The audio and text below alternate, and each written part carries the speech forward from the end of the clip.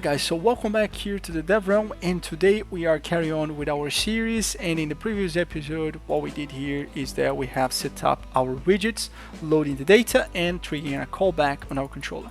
And today what we're going to be doing is that we're going to be actually displaying those items in the game. So when you press play or whatever, it will actually toggle the camera, close the menu, and then we can see the part being placed in the word. So yeah, I'm not necessarily going to place the part today, but we're going to be the setup of the player to do this. So the first thing here that I want to do here is I want to open up my player, and what we're going to be doing that is that we need to do something. We need to prepare the camera to do this. So the idea here that we want to do is that when you receive that controller, we're going to move the camera, something like that. So it moves a little bit out of the player's way, and we're gonna add like a point that we can click on the camera, and then we're gonna add the line trace.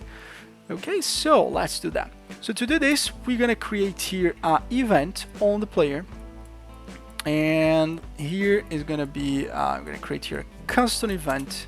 Actually, better. Let's create here a new graph, and let's call here building system. Just so we don't get lost, yeah. And okay, so now we're gonna create a custom event, and we're gonna call a method here called start building part, start building camera, right? And what we're gonna do here is that the first thing is that I want to do is on the player controller, we need the reference of the player. So to get a reference of the player, what we're going to do here is that we're going to go to the event play. I think we can call get controlled palm, right? And what I'm going to do here, you can do this in many ways. I'm going to just do a casting, but you could do this using a interface if you want. Well, actually, let's use interface to do this. So let's go back here on the player. I'm going to right click here. I'm going to create a new blueprint interface. Let's go back to the player here. Blueprint interface. Let's call BPI character. Player interface. Let's call it. Open up this. And what I'm going to do that is that I'm going to return return character reference. Yep. And the reason why I'm doing this is that we could do this with a cast if you want, but let's do this with a nicer way. And now on the output, we're gonna call the player palm ref, and this is going to be called BP third person character. Yeah, and it's gonna be the object reference. If you don't know what's this is the reference of this player that we have here. Okay. Yeah, so that's done now, so we can compile and save. Now we can close this interface. Now on the blueprint in this character interface, we can go to class settings. We can go to interfaces. We're gonna search for BPI player interface, which is great. And then if you check under interfaces, I return character reference. I can just return self, which is great, right? Compile and save. Now we're gonna go back to the player controller. Now all we're gonna do here is I return character reference, which returns me a message. And now if I press play, we should be able to see the player's name now. Or you could even do something crazy here at this point. You can just do destroy actor, and then, yeah, it's gonna be buggy. But there you go, that works. And now we can save this to promote a variable called player reference, so we can use this later on the game. You can achieve the exactly same thing in a simpler way, but just by doing cast to BP third person character, and then you can do this here as well. That's exactly the same as an interface. The only difference is that interface there have less performance impact on your game, And since this is a tutorial, I think it's just a nice way of you guys learning about the interface as well. But you don't have to do this in this way if you don't have to, if you don't want to. Right, so now let's go back to the building part. And in here, before we can actually spawn the part and do all that stuff, we need to somehow change the camera and add certain things to the game. So what we're gonna do then is that I told you I want to make sure that our camera boom here, it moves a little bit on the side, so the player can use the line trace of the camera to be able to click in a certain spot in the world. So to do that, what we're gonna do here is we're gonna go back to building system. We're gonna right click and we're gonna create a timeline. Make a timeline, and we're gonna say move camera. Oh, that's the wrong name. Move camera. And when we're gonna play from start, we're gonna do some stuff here. So let's open up here the timeline. If you guys haven't introduced this concept, it's a really cool thing that we basically allow us to create some smooth transitions. Let's say if you have to open up like a trigger or something like this. I'm gonna get to the details in a second. So the track here we're gonna set to 1. We're gonna add a new track. Can be a float, and we're gonna add float key. We're gonna add 2 float keys.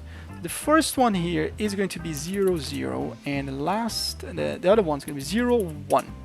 So it's between 1 second here. So in 1 second it's gonna go to 1 to from 0 to 1. We're gonna compile and save, and now we can close that. And if I go back then, we have the new timeline here, which is really good. What we can do here is that if you press print, for example, you don't need to do this. This is just to see how it works. The new time here is going to be like 1 second transition. And on the player controller, we have the player reference. We can call this start building. Let me just change the name. Camera. Mistype the name. No worries. Compile and save. And in here, I want to do that. So I'm going to start building camera, and I'm going to press play right now. Press V, and then boom. You see that? It went to 0 to 1. So it does all that stuff. So you're going to be using that to move the camera. So when you click on that, automatic, what I want to do is toggle my building widget. I don't want the widgets to be displayed anymore.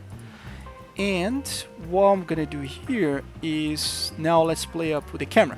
So what we can do here is we can call something here, I think it's called lerp vector.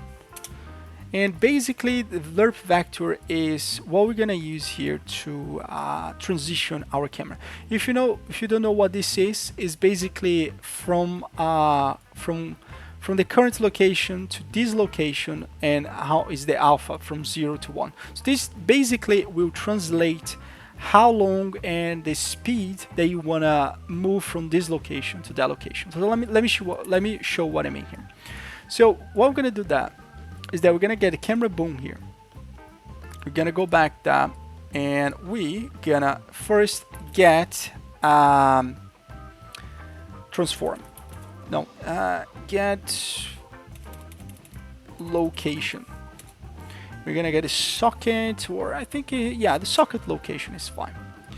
And I think that's, yeah, socket location. And what we're gonna do here is that we're gonna plug that here. And what we're gonna do here is that we're gonna set location. Local set relative location, which is going to be that. Okay, and I think let me just as get relative. There you go. That's the one I'm looking for. Is the relative location, because it's the relative location to the player, not to the word. And every time we update, we want to set that. And the final destination that we want to do here is, if I go back that. Camera boom, let's say I want to move to that. So it's gonna be, yeah, 40. So let's make sure everything's 0, so it goes back to whatever it was.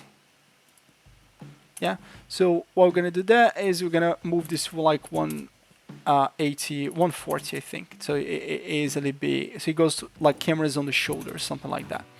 So now what we're gonna do here is come that. We're gonna change the Y because we already know which is the key that we want affected because we know the location there. And the track, we're gonna plug the track here. And let's see if this works. If you press play, and in theory that should move the camera to the location of here, which is doing, right? I do think it'll be fast, but yeah, it's kind of doing that really cool. So what we can do there is we can probably do something like, I don't know, 4 seconds or something. Let's see if it's too much.